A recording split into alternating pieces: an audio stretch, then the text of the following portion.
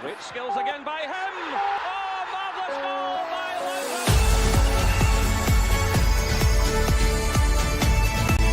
Welcome to the Rangers Journal. Good evening, Bears. Welcome to the Rangers Journal on today, Tuesday, 28th of October. My name is Doug. Welcome to the show. We've got plenty to talk about this evening. We're going to be looking at fan engagement and how the board can perhaps get themselves back on side, if indeed we think that's at all possible. Got a great selection of guys here who will chat through this with me. So going around in order there, we've got Alan. Evening, Alan. How you doing? You fine, mate? How's yourself? All right? Yeah, something too bad, thank you. And just below Alan, we've got Craig. How are you doing, Craig? Good, Doug. Yeah, I'm fine. Absolutely. And last but certainly not least, we've got Mitch.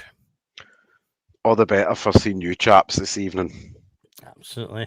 And I'm delighted to be able to start off another show. I think this is two in quick succession. I've been able to start off thanking a new YouTube member to the channel. So James Murray, big shout out to you. Thank you for joining. Hope you enjoy the members content. We had a brand new members only show out just the other night where we looked at Rangers managers from best to worst. Spoiler alert, Walter Smith wins. There's that was a really good sort of hour and a half plus chat. So if you want to check that one out, James, as one of your new free videos that your new videos you get as part of your membership, then please do so. And if anyone else is interested in being a member, you can do that at our members page on the YouTube. It's just 99 pence per month, and we're ramping up the new member content now as well. Trying to do about 3 new members only shows a week, so keep your eyes peeled for those.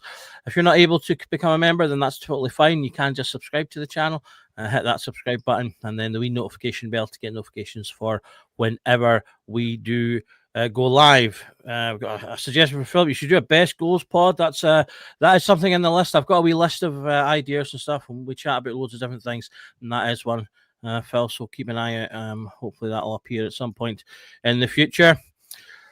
So as I say, we're going to talk about fans engagement and things tonight, but it would be remiss of me not to touch ever so slightly on Scottish football's wider news from last night, where it was announced that Brendan Rodgers, Celtic manager, had resigned from his position, and Celtic have installed I forgot his first name. Martin O'Neill. There we go. Martin O'Neill. Yes, you heard that right. Martin O'Neill as their new manager with I'm forgetting everything tonight. Sean Maloney as the assistant. There we go. It was such a fun evening. There was so much to take in. Normally, obviously, we don't really focus on news from the other side of the city, but obviously, a change in manager is a significant thing to happen.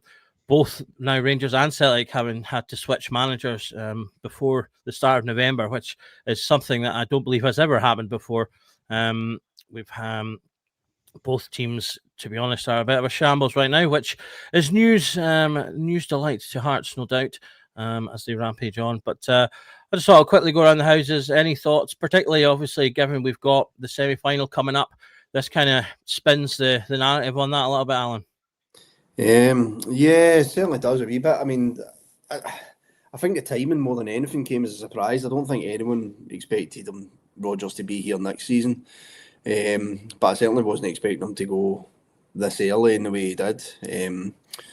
But I suppose you could look at it as I would rather him being there still for the semi-final, because obviously you see teams that they get new manager bounces and things like that, but the fact that they've got the amount of players out, especially Vickers and things like that, it doesn't really change my opinion going into the game much. I think O'Neill will maybe come in and try and organise them a wee bit more, but they're a total different sides. Players' ability, the type of football to what Martin O'Neill played back in the day. So I'm not really sure how it will go.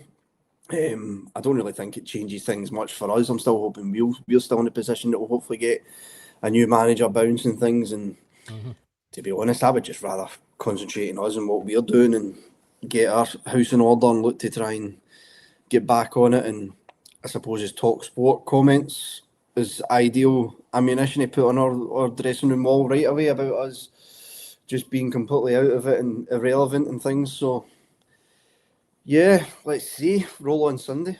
Was that a purposeful pun there? Craig, on the point of role, he's doing a great job. He's been in the job for days and he's already chased away a Celtic manager. So, a great start to him. But what's your thoughts going into that game? Obviously after Hibs. I think in the short term, I think it can only be good from our point of view, whether the result on Sunday goes right or not. Because Barry came in last year, and although he has some questionable results, he managed to lift the team for a big game. And you can never say never.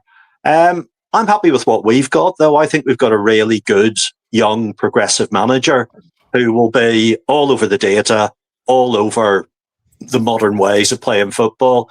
And it's something that myself and Mitch have been not lone voices in the group, but certainly I think we've been on the Danny Rule Express for quite a while now, Mitch, haven't we? And I'm happy where we are going, I hope. There can be no guarantees, but, we've got to focus on us because we can't control what any other club does, apart from winning on the pitch. And so let's go. There's going to be a new manager there, probably be a good one. We've got to take that on.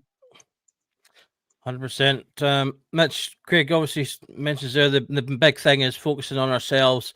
As I say, both clubs have been not at their best this season, and so the key thing is us focusing, getting with our manager, getting our thing in order, and going into that game hopefully on the back of another victory. Obviously, we've still got Hibs in midweek to contend with. But yeah, anything you want to add to what the other guys have said? I think, I don't really particularly care what's going on over the road. And in all honesty, it's, yes, we're all going to have some fun. We're all going to have some laughs about the memes and stuff and everything else that comes with it. But as far as I'm concerned, we need to do our business in the park starting tomorrow night. We got the monkey off the back at the weekend there.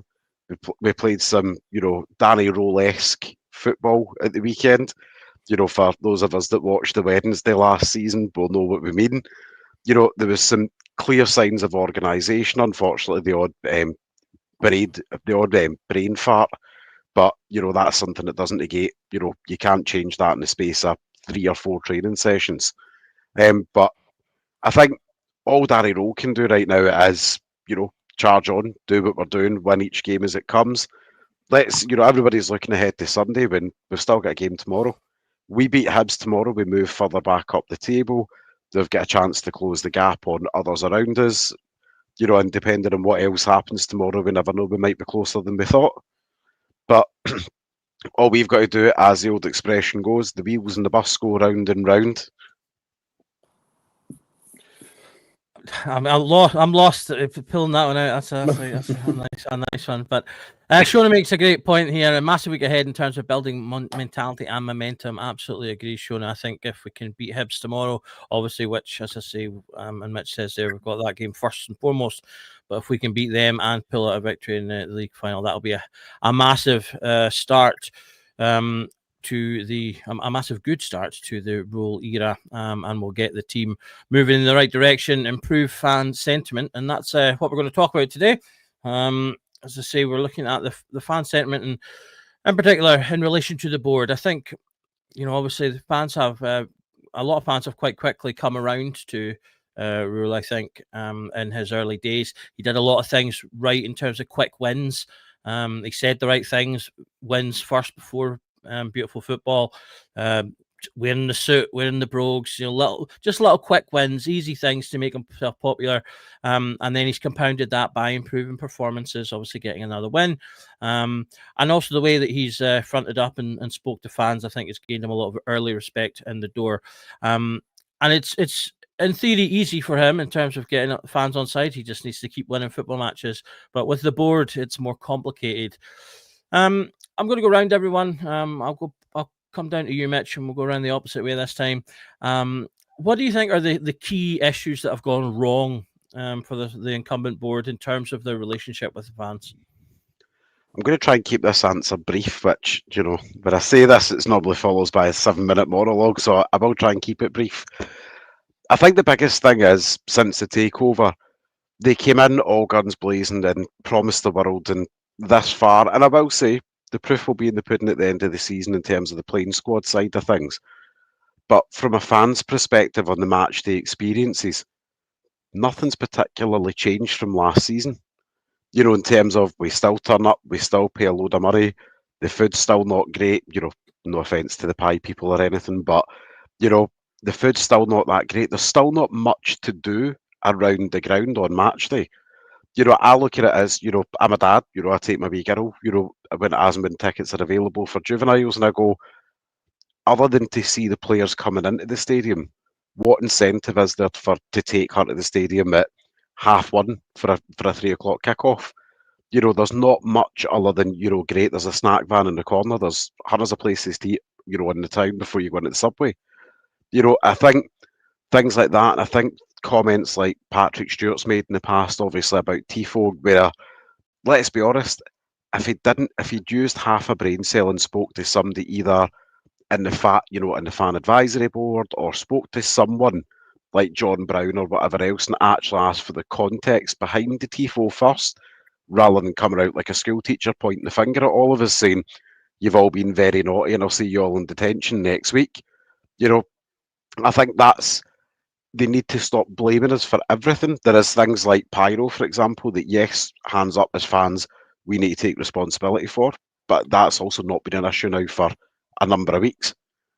But I think constantly feeling like as a fan base that on the match day experience that there's not an awful lot that gives you value for money to also spend more money on match day, because we've all bought all the strips, we've all bought food from the kiosk, what else can you provide us to incentivize us to turn up early? You know, put on, and I'm not saying turn it into a full, you know, NFL, you know, spectacular. Put on a bit of live music or whatever, get a couple of local bands out, you know, get them out, give them a nice wee cushy gig on a, you know, Saturday, Sunday afternoon, make a bit of an atmosphere before the game so that the atmosphere's ready for the start of the game. Absolutely.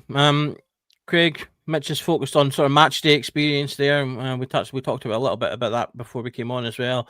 Yeah. They've obviously got the Ibrox master plan that they're apparently working on. So hopefully we will see some movement on that. Is there anything else for you that's like struck a chord in terms of, let's say, the negative impact that maybe they've had? Well, I mean, the big one and the obvious one is the start and the core of this is that, and we can say that they maybe got the people who chose the manager wrong, but they chose the manager wrong. Do you know what I mean? They got that completely and utterly wrong, and they've had to fess up to that, and they've had to go on, and they've come back with it. That's then led to a knock-on from the people who brought him in, who are fighting a rearguard action now, quite rightly. But of course, then if you want to get everybody on side, and it's come up in the comments here as the worst thing that happened. So I'm nicking this off somebody who's put it, but your son really as chief scout, you know, at a time when people are actually questioning your fitness to do the job, let alone, and it's come up again as nepotism as in the comments. For me, that one just doesn't fly in any way. I suspect, you know, there would even have been grumblings if when Walter had said, oh yeah, my son's going to be the chief scout next season. You know, you'd still have had people going, this isn't great, love the guy, but somebody you really don't like coming up with something like that is just not on. And I think those two have either got to really prove that they are the people to do this job and do it quick, or this is going to continue, it's going to get worse. But the only person who can probably pull them out of that hole is Danny Rule, because we'll kind of forget about them if we start winning. And I hope that's what happens, is by Christmas, they've become a sideshow. And actually, you know, things are improving so much on the pitch that we've got it. Just quickly on what Mitch said as well. With American owners, Mitch, that'll come. All the stuff you're talking about, I bet they're absolutely dying to do it. But I know when they first come into English football, there were a lot of sort of vox pops and people like asking questions here, there and everywhere. And every time they come up with a fancy American idea, it was like, oh, I don't want that. You know, just want to get to the match, have a pie, you know, whatever. And that was it. So I think they're treading lightly into that. But I suspect as American owners, you're right, that NFL razzmatazz is a big thing. and they know they can make a lot of money off that, they'd love to keep you in the ground for 2 hours after the match, just by having a beer, talking to your mates, whatever, but they can't do that at the minute. So the hope is that will come. But I do agree with you. There's not really been any massive change in the match day experience. Maybe that's them just feeling their way in. Maybe in a year's time or whatever, they'll be asking that. Absolutely, absolutely.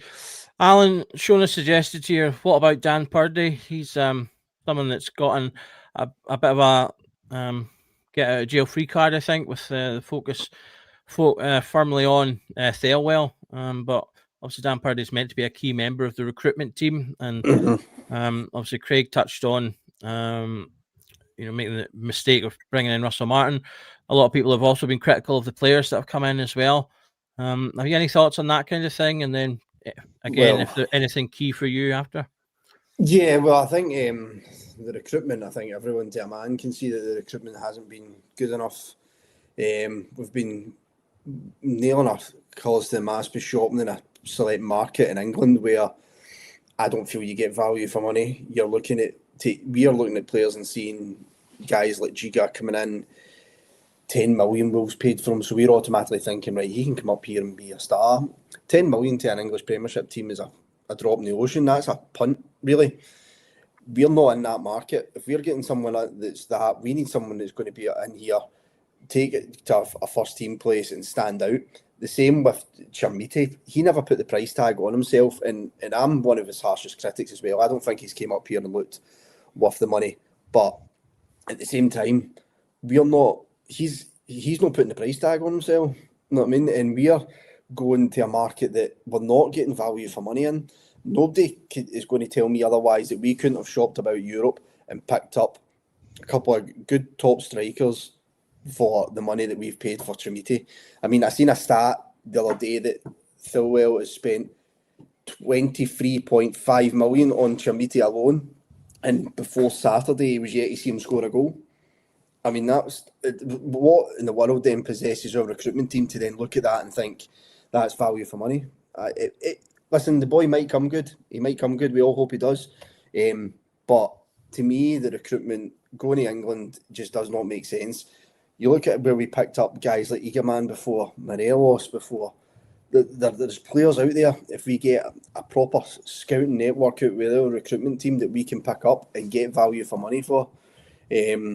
So I would look for our recruitment as in, I want to see it more widespread. I know there's an argument for bringing in players from Europe that are kind of middle of the road standard. You're not bringing in top tier players. We're not going to get top tier European players anymore. It's just the way the world is with football. But there's no way we can pick up players with better potential than what we're getting for down south. We're touching on what Mitch said again as well about the matchday experience. That was actually a thing I said to Doug previously before we came on, that I noticed that, like, where I sit in the main stand, there's TVs in the concourse that don't even work. There's TVs that are supposed to be landscape, they're sitting up portrait, they're not even on. Like, it's things like that we need to bring up to date. I can't really remember when the last time I seen, not so much even the food choices, but just the concourse in general, getting a fresh makeover to try and bring up to standard. I mean, a few years ago I was lucky enough, I was down at Anfield, and I know you're talking the top tier Premiership there, so the money they've got is far different to what we've got. But it really is, it's an amazing stadium it is, Ibrox, and we all love it and stuff like that. There's parts of Ibrox that still is back in the 20th century that we need to bring up to date, and hopefully through time the Americans would do that. I'm all for the idea of trying to bring some sort of entertainment to get the fans there early. I like Edmiston House. I think that's a good idea. I personally don't really feel as if the fan zone area has really kicked off any. I don't really see any time I'm walking by. Granted, I'm usually a kind of 2:30 guy the time I get to the stadium and things like that, but I never really see it have the buzz that I would think a fan zone should have. I think the wall of champions that we've got away down, nobody sees it. Where it is really, I know there's people coming off the subway that will see it, but it seems to me as if it's a way out the road. There's things like that we can do that present Ibrox on such a grander scale than what we do. Like even the stadium, hire a painting company to paint the top of the main stand again. It looks manky, like it's not been painted in years. There's things like that I would like to see that just enhances the match day experience. Take pride in our home, if you like. It's Ibrox after all.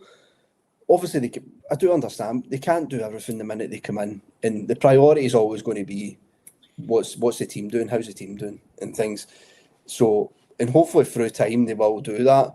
But it's just things like that I would like to see that I think would be worthwhile. And like Mitch says, I've got a wee boy who's just turned 6. He's not been in a game yet. I'm hoping to take him to games in the future and stuff.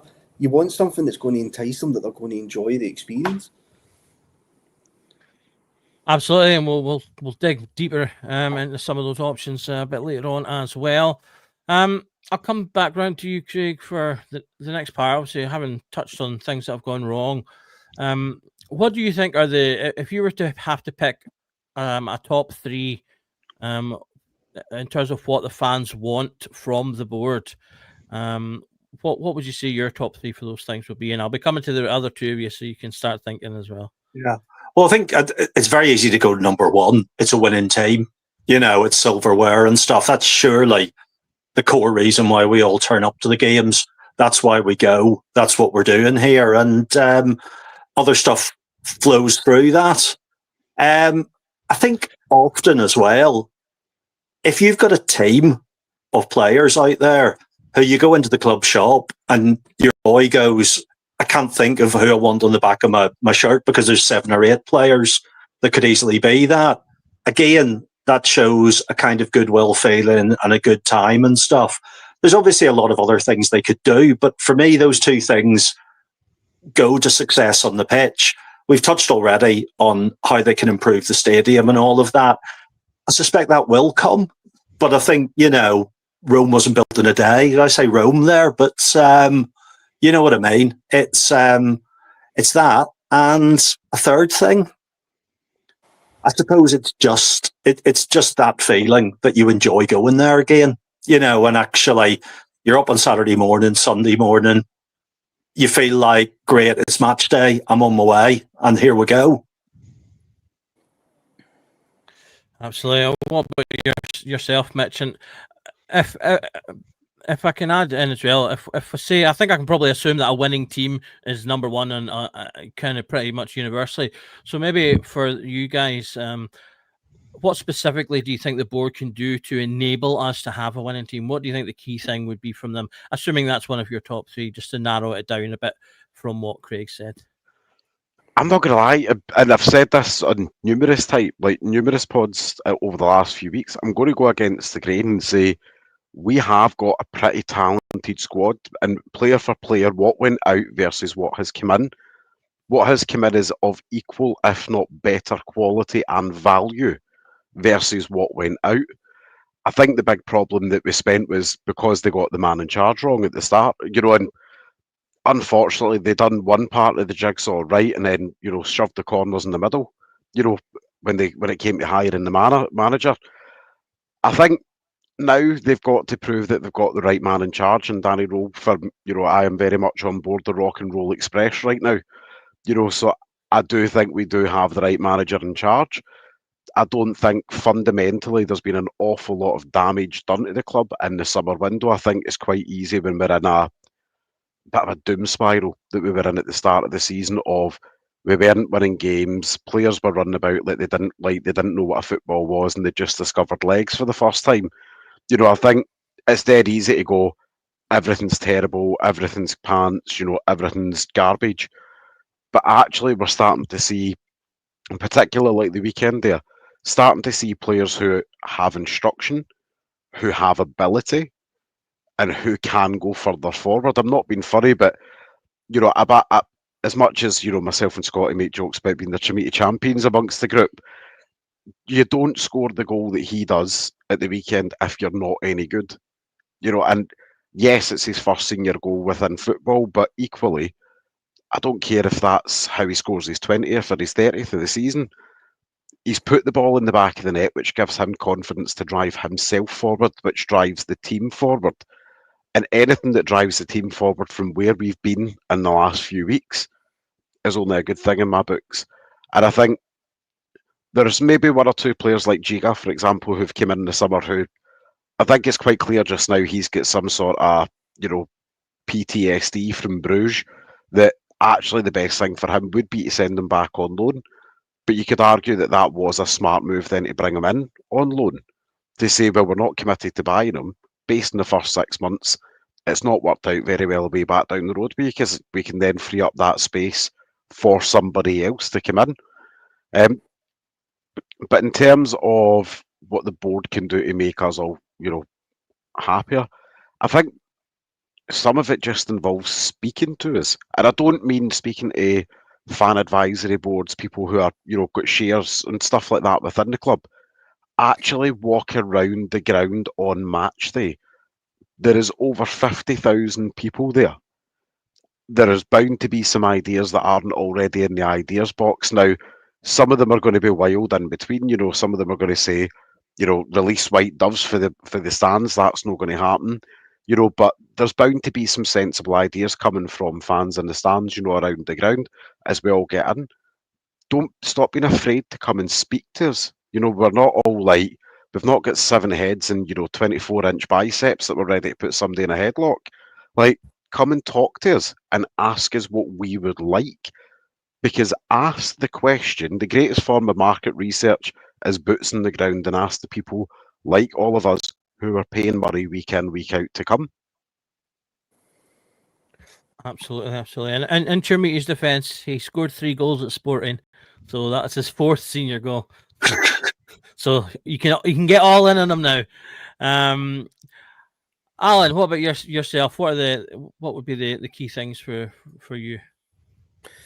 Just as Mitch said as well. That's what I was thinking about. Like, I know they meet with the fan advisory board, I think, quarterly, but I think they need to be a hell of a lot more transparent with the fan group as a whole. I mean, taking the past couple of weeks as a perfect example, the managerial situation, nobody knew what was going on.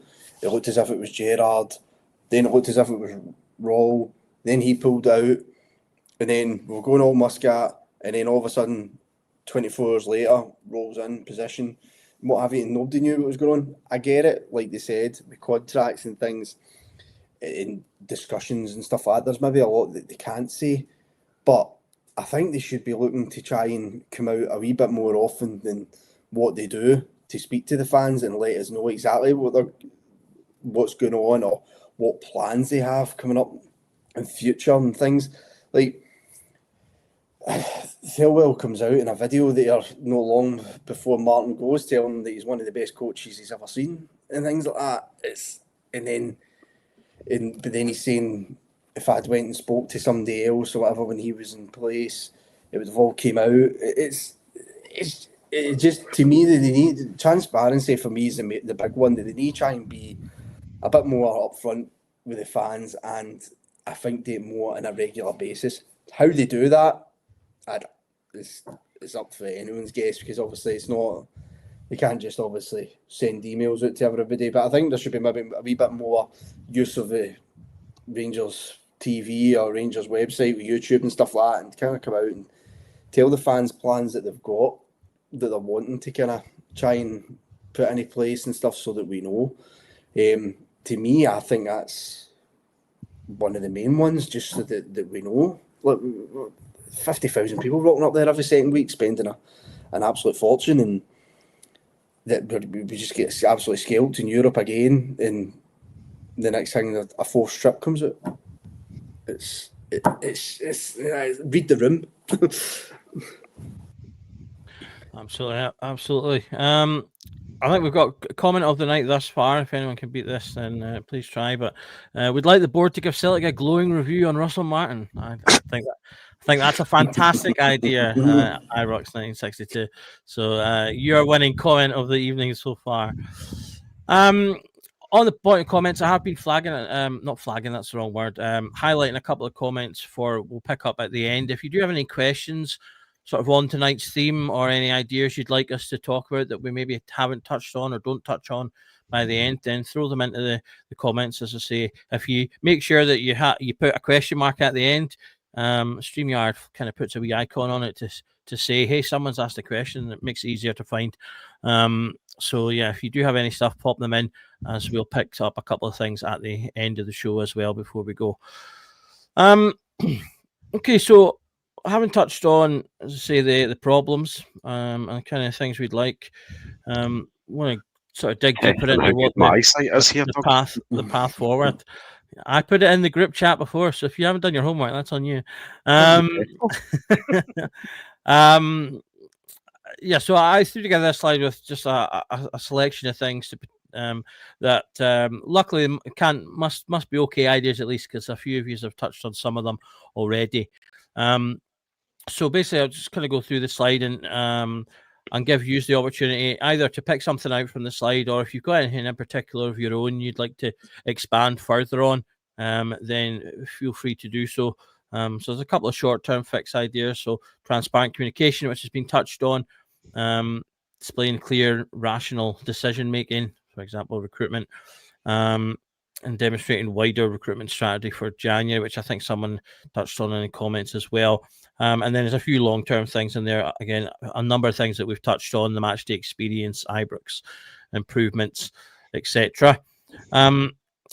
Just to kick off, I'll give a wee comment on the first one, transparent communication. I think that's something that's come up a lot. At least a few of you guys have mentioned it. It's been in the comments, and I think that's a real big one. Communication is such a massive part, I think, of any relationship, and to getting that right will help the board go a long way. To their credit, I actually think they've been slightly better than the previous iteration of the board. We have had a lot of kind of videos and things that have come out.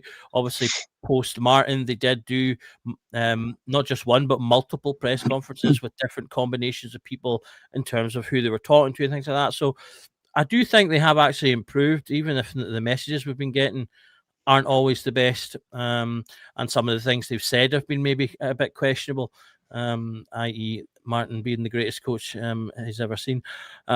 But to their credit, as I say, I think they certainly have spoken to us more than the previous board would have done had they run over this period of time, I think. So I will give them that. But I do think there's more that they can do. Alan touched on the fan advisory board. I think, as I say, they do a really good job putting fan opinions across, and also not just putting the opinions across, but I think putting over the weight of those opinions and how strong fans feel about them. So I think, they could do more with that. There's something in the long term there about perhaps they empower Fab with a bit more influence, or revive something that we touched on one of the other pods, which is the footballing board. So having a board, a non-executive board of footballing people, of Rangers people, and it'd only be a small group, 3 to 5 people maybe, or you could have a couple of people and then Fab, and the whole purpose of that would be a soundboard for the actual executive to say, look, we're thinking about doing this, or this is something that's coming up. What are your thoughts? And you can get that kind of more in-depth Rangers point of view on things before perhaps they do them in the first place, or just talk about how to land them if it's a message that's going to land regardless, or whatever it might be. So I think that's something that could help them, particularly obviously because, certainly the ownership are coming in from, a unique point of view in terms of their ownership. So that's my kind of little throw in for that one. Mitch, I'll start with yourself. What would you like to express upon? One of the biggest gripes that most of us have got is about the MyJers offering, because it always feels like you get so close but so far at the same time. It always feels that you can never move about the tiers particularly well, and I think at the moment I'm not saying that there needs to be some sort of party poppers out recognition of what we get in terms of the MyJers offering, in terms of discount codes or anything like that, but give us something back for it. I'm not being funny, sometimes you get bloody more back from the Tesco club card than what you do from the MyJers offering at the moment, whether that be early releases to kits, for example. If you're in the gold tier, you maybe get to order the kit a day before everybody else does, or if you're on the silver tier, you may be guaranteed to get maybe 5 away matches over the course of the season, excluding Old Firm matches because we all know they're like trying to get hen's teeth. But give us more for the money. It sounds so simple, but any other loyalty type scheme that's out there in any other walk of life, you get something back for what you've put in. It sounds daft, but even like when you're buying your shirts, for example, I look at it as, I've got a family of 3, so I'm buying 3 strips. Obviously, Christmases, New Seasons, all the rest of it. Give me an option that I can have, like, where I've made those purchases. Let me put some of those points and convert it to a monetary saving for something else down the road or whatever. Like, it doesn't take a marketing genius to figure out that we have the crux of a really good loyalty system built in, but we're not utilising it particularly well. Also, while we're here, lads, while everybody else is watching, do not forget to like and subscribe to the channel. Don't worry, Doug, I'll do the plugs for you.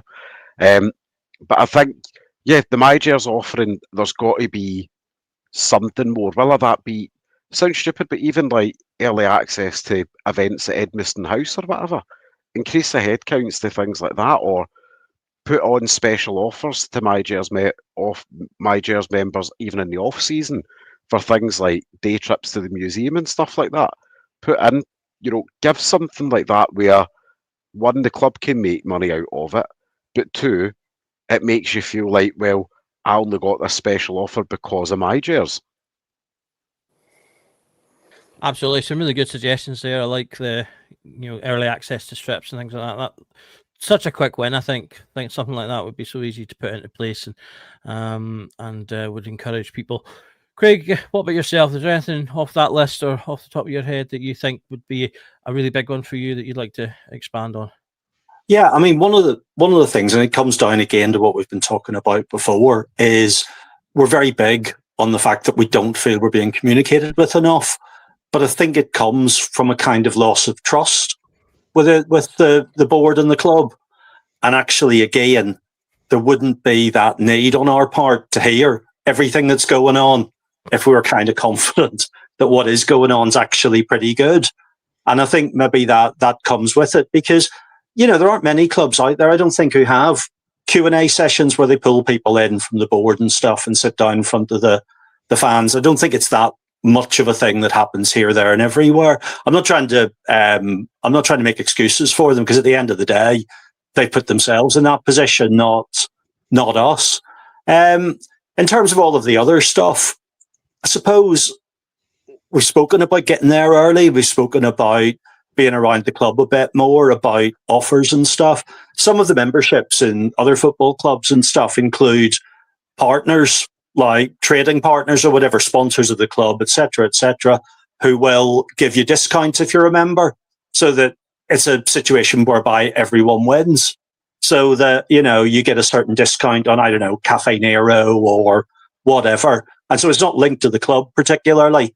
But again, it builds that offering up a little bit more, where people can think, actually, I've got that, or I'm getting a train down to London, I can get 20% off by flashing my card. So in that sense, that could work. Apart from that, really, again, I think we've got these short-term problems that we need to get over. And I think we'll know a lot more tomorrow night when we play Hibs. And if we win tomorrow night, then everybody will be happy again, because generally speaking, a win cheers everybody up massively. A Q&A session cheers everybody up massively, and suddenly all the noise is diffused. So hopefully they're thinking about that. One thing that Kavanagh said last week, and the proof will be in the pudding on this, but he said when we came here, we thought that we would be doing it for the fans. And actually, we feel now we have to do it with the fans. It's an interesting intonation in what he's saying. But if they actually do believe that now, I think they're making some progress in that regard. Still a long way to go, I'm afraid. But, nothing to win on Sunday and tomorrow night wouldn't sort. Absolutely. And what about yourself, Alan? Is there anything on that jumps out for you? I couldn't make the game at the weekend, so I'd watched Rangers TV, right? And I must admit, it is bloody awful. Like, the coverage is absolutely terrible. I mean, I know through COVID, they branched out a wee bit because obviously we couldn't get to the games, and we had the wee studio with Emma Dodds and that. Now, obviously, I know Emma Dodds is a busy woman. She's on bloody Premier Sports, TNT, whatever, and things like that. But I don't see why we can't use some Rangers legends here and be a bit of entertainment in a proper half time instead of sitting listening to Tom Miller and whoever else he's on with, sitting for 10 minutes, just showing you a wee highlight of the game. Like, I think we've got fans all around the world, and Rangers TV is maybe their only access to seeing some of the games. Like, I think we could look to improve that quite a considerable bit. And as for just further on what Mitch was saying there about my Jers, that's kind of half the reason why this season I actually came out of my Jers, because I didn't feel I was actually getting anywhere with it, and I was just throwing £40 really away. Like, I've bought European packages for the past God knows how many seasons, and I'm still sitting in bronze. When it comes to getting anything, like any tickets for any other games, I had absolutely no chance. You're buying strips, you get nothing for it. Good museum, you're getting nothing for it. I think they should be looking to try and take advantage of the My Jers thing and actually reward the fans for a bit of loyalty. And it's the one thing that really grates on me with Rangers, that I don't feel we get any reward back from the club for the amount that we actually put in. And like you say, we're doing Rangers tours and museums, buying strips, buying jumpers, buying hoodies, hats, whatever, scarves, whatever. But you don't even get offered any sort of discount or anything. Occasionally you'll get the wee email through about possibly going through for a My Jers event thing and stuff. But then it's all then not based on your points again, whether you get it or not. There seems to be no incentive to actually, for the fans, the more they put on, or the more they put in, to actually get something back from it. So I think the whole My Jers thing really needs looked at and tried to improve in some way. Absolutely. And on that topic, Ibrox, there no Apple TV app, Fire TV. That grinds my gears as well. Have to watch on my computer instead. It annoys me. Okay, I'm just going to touch quickly on a couple of things that have come up in the chat before we move on. Shug, when we were talking about, or someone mentioned Edmonton's House, he said, profitable in about 10 years, I'd rather invest in the team. The money for Edmonton House was only for Edmonton House. It was given loan to the club for that purpose specifically. So unfortunately, it was either take the money and build it, or don't take the money and just not have it. But it wouldn't have gone into the team, unfortunately. So I do see that one come up a couple of times. Just thought I'd touch on that. And what was the other one? Oh, I think I've accidentally clicked it away. Someone mentioned having more. Here it is. Adding transparency, especially around things like mandatory appearances for incoming loans. I think there's a difficulty there because you're talking about ultimately someone's personal contractual terms of employment, which there's only so much you can potentially make public. That also Spurs perhaps might not want that to be known either. So I think there's a difficulty around that. And one of the reasons that you don't get to know the absolute ins and outs of contracts of these footballers, despite them being public figures. Obviously, they're still due and deserve an element of privacy around the terms of their work. And then, as I say, I would imagine that clubs themselves probably don't want necessarily the ins and outs of that. It does create that little vacuum, and obviously that was something that's been heavily speculated about around his performances. But I think that's just going to be the way that is for the most part, particularly on those smaller. Well, I suppose you might disagree; it's a small detail, but on the smaller things, as opposed to just sort of transfer fees and things like that. But okay, so for the next bit, I've had a look around at some other clubs and what they do in terms of certain things for their either social media or their equivalent to My Jers or things like that. So I thought I would sort of put a couple of these to you guys and see what you think of them, if you would like Rangers to do something similar. So I'll start with you, Mitch. The first one I've got here is this was something I thought was really I'm a big fan of the club being a pillar for the community, and the idea that the club should be more than just a football club. It's part of the community, and they should be out and as I say, helping to make a difference within the community. And that's why I think, there's certain things that shouldn't just be boiled down to being financial when they're discussed. And something that AS Roma did with their transfer window. I can't remember if it was. I forget now if it was the last one or the one Have before. you got another slide for this, Doug, or are you leaving No. this slide left up? No, I'm not got another slide for this one. Right, chop this slide off because none of us can see in it properly now. I'm going to be flipping back and forth.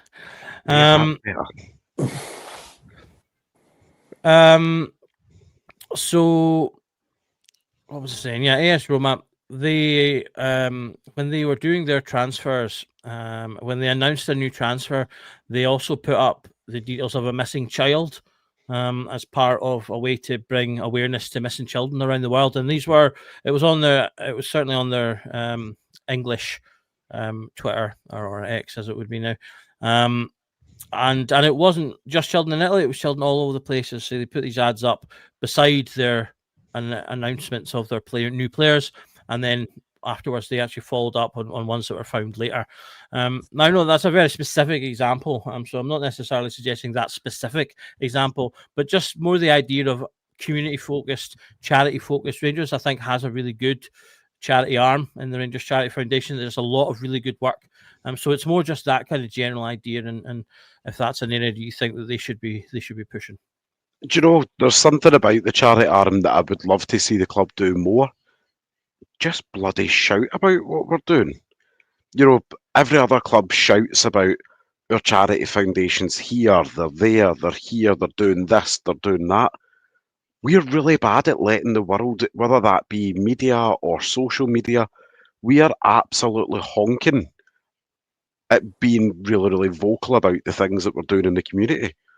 And I think there's a lot of really, really good work that the Rangers Charity Foundation do that goes so unrecognised because the club, for some reason, are too shy about shouting about what they're doing. And I think there's some easy wins as well, community-wise, that the club can do as well about sending, whether that be youth players or fringe players, out to local schools once in a blue moon. Get them interacting within the schools. Give out some compo tickets to the schools. It might be a game that, let's call it a cup game against, say, Alloa, earlier in the season. Everybody knows it's not going to sell out because it's Alloa. It is what it is. Compo some tickets to local schools to families who maybe necessarily don't get out to the stadium. There's no thrills, it's a dead easy victory to have. And it doesn't have to be, going out giving out 300 tickets to a school. You go out and you say, well, look, there's 100 pairs of match tickets for people within the schools. But the caveat for the schools can then be, well, it's got to be for pupils with, best behaviour or whatever. Like, it helps in that community aspect of, it kind of teaches that risk and reward element for kids that the Charity Foundation can be part of. The kids then get to meet up and coming players who can discuss what it was like when they were at school, transitioning into obviously being a full-time footballer.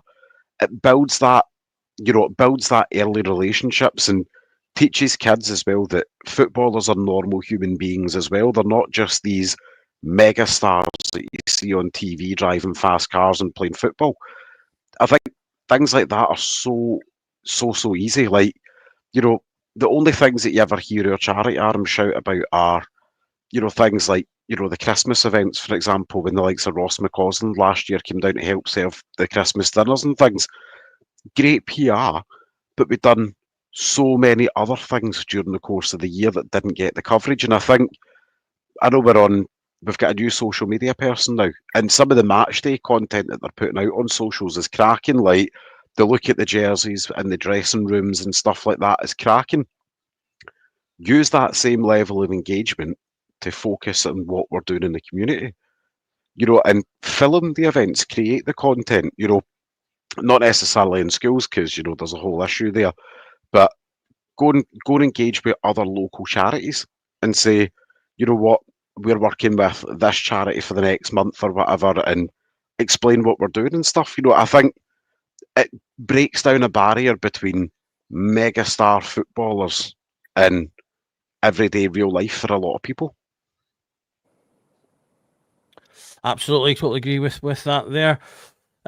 Craig, the one I've got to put for you is from Manchester City. So they've got their they call it the Citizens. See what they did there? Platform. I mean, it's a digital membership that offers fans personalised content. They run polls on small club decisions and has rewards and engagements. Some of them similar to the types of things that Mitch mentioned earlier, like early access to stuff like that. And then I don't know if you'll have seen it in one of our chats, Ross, our resident strip creator, suggested the club could do polls on what the fourth strip could look like, for example. Is that the kind of thing you'd like? Maybe like a club app, maybe that offered those type of things and voting on strips and stuff like that? Yeah, and we have a Man City fan in the family, so I'm kind of aware of some of the stuff that they do with that. So, and it's very imaginative. But then they've obviously they're swimming in money and have been for a long time, so we're probably a bit ahead of the curve on that. But there's all sorts of things. I'm aware that at Man City now, and this could never particularly work at Rangers because there's a massive season ticket waiting list, but you can now buy a season ticket that actually guarantees you that seat when you want it, but then you can sell it back on the exchange to them when, which I didn't know that could occur. But, again, it potentially suits people who work shifts, who, can get to 7 or 8 games a season, want to be making sure that they can get to the game they want, but can't make it every week. So they're doing an awful lot of stuff there. And, I get it. Yeah, they obviously had that ill-fated vote on calling the new stand the Bell End, as it became known, because of other fans all joining that vote. So you've got to be pretty careful about how you phrase that. But yeah, having a vote on a kit, these are pretty easy wins, aren't they? And there's so many kits coming out every year. It doesn't even have to be the one. You can get your kit manufacturers to come up with 3 and say which one you're after, which will always be the one that's truest to the classic design, won't it? I can't imagine anything that looks like a bus seat or anything like that will ever win that vote, but you never know. So yeah, I think stuff like that obviously could be a thing. City are a good example because, as I say, they've probably been ahead of the curve in terms of that. And teams, there's nothing wrong with copying good ideas, because a good idea for them could be a very, very good idea for us. Absolutely. And I think I managed to get these bang on because, Alan, you touched on quite a few things that fit into this one as well. My last example was Tottenham and essentially their stadium. Now, obviously, again, as Craig mentioned with City, Tottenham have got significant more funds available to them. But, I mean, you touched on a few things yourself around Ibrox and Ibrox modernisation and making the stadium bigger is obviously something that's been on the agenda for a while.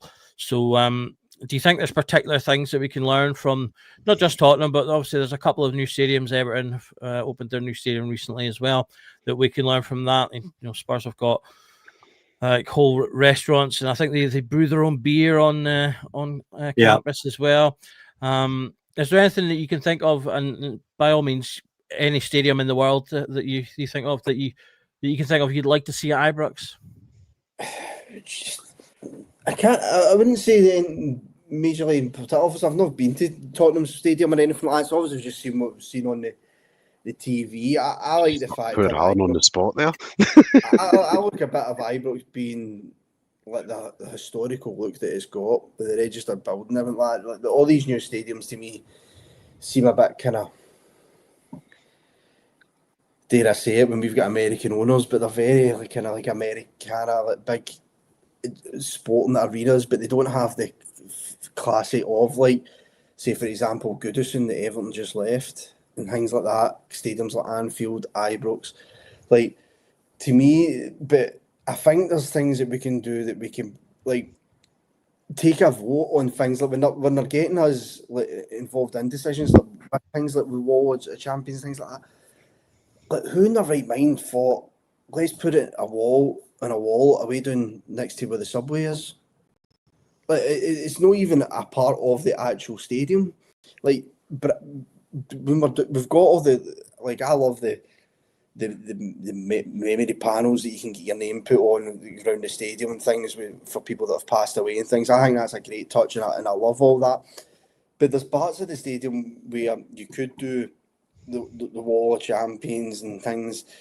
There's bits within the stadium that we could do that. Like, I think the TV screens now within the stadium are a complete waste of time. I think we should be looking at trying to get rid of them. And if instead of trying to lower the pitch, get seats in there and try and build up the capacity. But I mean, I wouldn't like Ibrox to change too much, because I think it's just that's the way it is, and I think that's what makes it brilliant. But obviously, if there's a way to get more fans in, then I think we should maybe try and explore that. But there is things we can do on the outside, like, and I know I keep going back to that Wall of Champions, but just every time I see it, I just don't understand why it's a way down there. And if that G51 bar isn't happening, right? So what's the plan then? Because that's been sitting empty for God knows how long now. What's the plan then? That's a big bit of area that they could do something with, and let's try and get something in motion with that. So there is things that they can do, but about the stadium, things that I personally wouldn't want to change too much. That's the way Ibrox is. That's a classic look for Ibrox. There's a wee bit, I just seen the comments there. Highbury, that's like another one. Highbury was a famous stadium. Highbury's one of the stadiums I was in when I was a younger kid, and I've got a wee affinity for Arsenal, and like I loved Highbury. And the Emirates is just, they're bigger, grander stadiums, but you'll never get the atmosphere, I don't think, like you would get in those old and closed stadiums. I just don't think you do. Absolutely, I agree with that. I mean, I think luckily, I don't think there's ever really been any serious suggestion that they'll do that level of renovation. So, as I say, hopefully, as you say, we keep the. I mean, I absolutely love the red brick of Ibrox. It's my absolute favourite thing, and it's one of my favourite things about Glasgow, just that kind of red brick throughout as well. So I would be aghast if we were to move away from that kind of general look. Okay, so we've got a few minutes left, so there's one or two little questions. There's not time for whatever you're wanting to say. It's a wee thing. It's never a wee thing. What is your wee thing? Under 60 seconds. I'm a time you on, you go. Right. Touching on what Alan said with the Bar 51 idea, open that up on match day as part of the match day experience and bring out some ex-players, like for the different home games, one of like different players over different games and stuff. And you could charge an entry fee of, I don't know, a £5 or whatever per person to go in and get a small audience with on a match day. Like, put it on at 1 o'clock, brings us all into the stadium for 2 o'clock.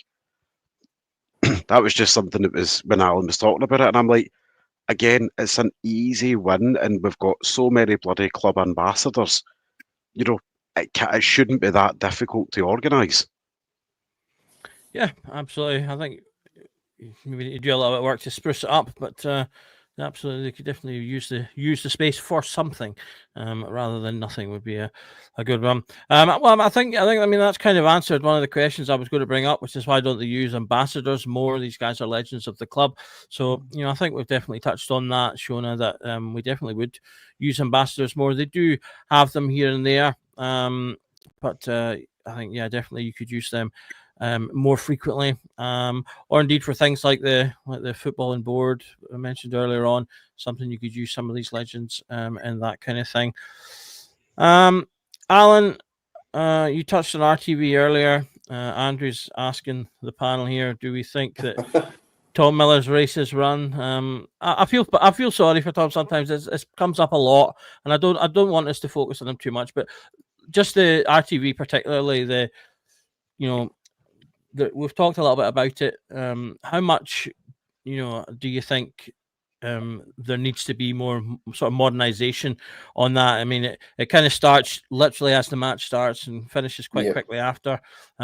Should the club be looking to maybe make more of a proper show of it and have like a bit of a, follow fan media, have a pre-match and a post-match sort of? I think they should. I think when you're watching the games on Rangers TV, the minute the whistle goes, you see the players walking off, they give you the result, and then that's the end of. Like, there's not any, like, I'm not expecting after-match interviews or anything like that.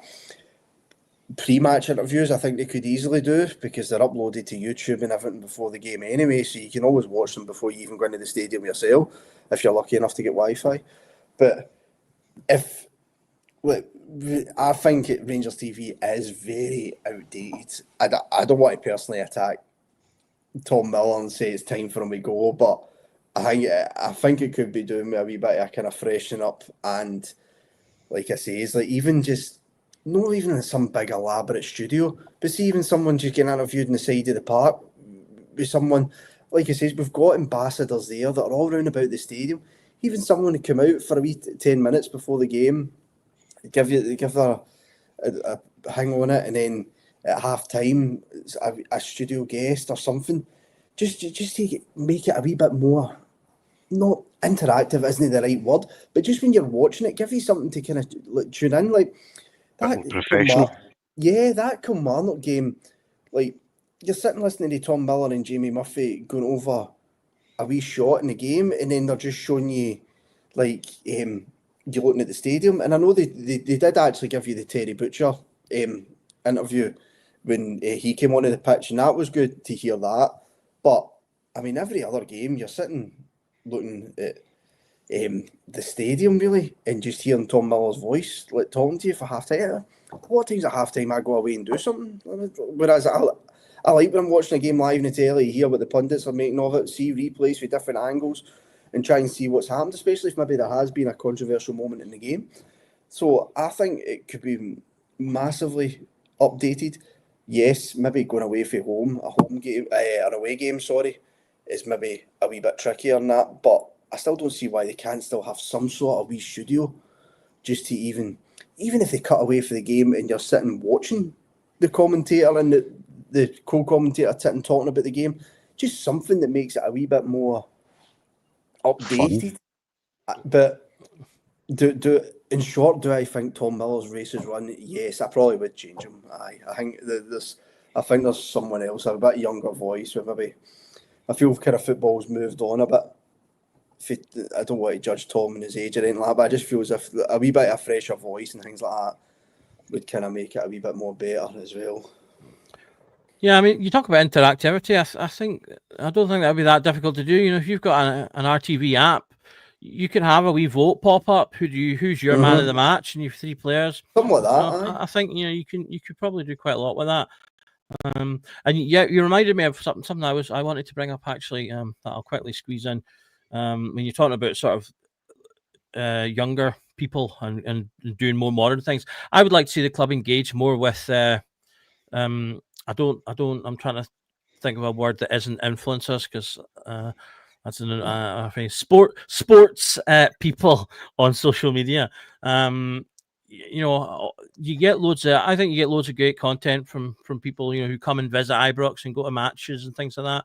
And I think you could do stuff with them, engage with them a bit more. They get a boost. They get a boost for their video because they maybe get some inside access to Ibrox, and it helps to expose the club to new audiences, wider audiences. Again, there's people like Fiago, for example, the German social media guy that's really good, and he's a big fan of Scottish football. You could do things like people like that, expose the club more in Europe. I would like to see things like that. And I know, Andrew, I know the word is influencer, but I was trying to avoid it. But anyway, so that's something I would like to see as well, either on RTV or, well, not on RTV, it would be through whatever channel the person was on. But yeah, things like that, and get us on the new channels like TikTok and all that kind of jazz. Okay, so we're just past the hour then. I think we've covered a lot of really good content this evening. Loads of great ideas, both in the chat and from the panelists tonight. So big thank you to everyone in the chat for all your comments and questions and everything that you've said. As I say, loads of great points made.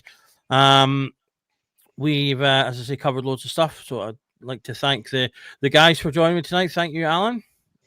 No problem, mate. Really enjoyed it. Cheers, guys. Do you want to give a wee prediction for the Hibs game? I'll take a. Now I've put him on the spot. I'll take a 2-1 Rangers. I can't see us keeping a clean sheet, but I'll try and keep the positivity going and go 2-1 Rangers. Sounds good. And thank you to Craig. Prediction from you? I'm going to go with Alan there. I think that's the one. And just keep my fingers crossed, because again, we're at that stage where anything could happen, but I think we're turning the corner. I would take a 2-0 off Chabiti's backside, by the way, if it just got us a 3 points and just kept the 1 run going. 100. I do. And again, last but certainly not least, Mitch, thank you for joining us at the last minute as well to cover. And what's your prediction? I'm going to go 2-0. And I'm going to go a bit more bold out there. I think we get the 3 points at the weekend, and I think this is time to get the first clean sheet of the week of the season as well.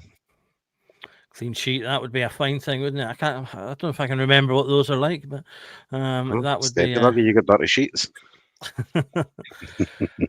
I left myself open to that one. So on that wonderful note, I'll just remind everyone, please to subscribe to the channel if you'd like more amazing levels of humor from Mitch, Rangers content from the rest of us. Hit that notification bell to get told when we go live, which is, as I say, pretty much every day these days, because there's been so much Rangers news to discuss and points to go over. We've got pre-match content, post-match content. There's the lowdown that I do before every match. There's scouting stuff from the scouting lads. There's tactics stuff from the tactics lads. Loads of content coming to you across the channel week in and week out. If you really enjoy it and you want to contribute more and help us that little bit extra, you can become a member for 99 a month. We're cranking up our members content right now as well, so there's going to be loads of new stuff there for you if you are a member. So do give that a wee look as well. Just remains for me to say thank you for tuning in, and that every night is a Rangers Journal night. See ya.